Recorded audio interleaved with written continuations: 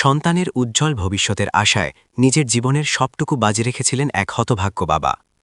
তিল তিল করে জমানো শেষ সম্বলটুকু বিলিয়ে দিয়েছিলেন একমাত্র ছেলেকে উচ্চশিক্ষায় শিক্ষিত করতে। আজ সেই ছেলে সমাজের উঁচুতলায় প্রতিষ্ঠিত হলেও বাবার কপালে জুটেছে শুধু অবহেলা আর বঞ্চনা। আজ সেই ছেলে একটি স্বনামধন্য প্রতিষ্ঠানের উচ্চপদস্থ কর্মকর্তা, অথচ যে বাবার ক্রাহে ছেলের হাত থাকার কথা ছিল, সেই বাবাকেই এখন জীবন বাঁচাতে নামতে হয়েছে রাস্তায়। চোখে ঝাপসা দেখা আর জীর্ণ শরীরে মানুষের কাছে হাত পেতে কোনোমতে দিন পার করছেন এই বৃদ্ধ। নিজের জীবনের এই কঠিন বাস্তবতার কথা বলতে গিয়ে অশ্রুসিক্ত হয়ে পড়েন তিনি।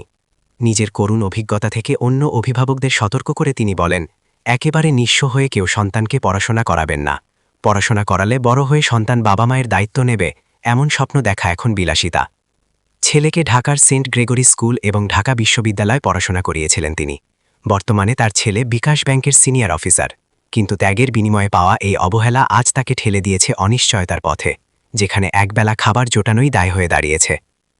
এই হৃদয় বিদারক ঘটনাটি আমাদের পারিবারিক মূল্যবোধ ও নৈতিক অবক্ষয়ের এক নিষ্ঠুর চিত্র তুলে ধরে।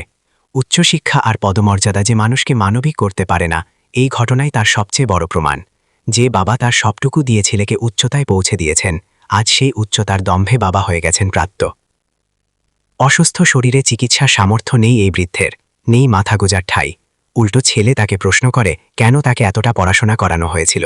নিজের একমাত্র সন্তানের এমন অমানবিক আচরণে দিশেহারা এই বৃদ্ধ এখন শুধুই দীর্ঘশ্বাস ফেলেন।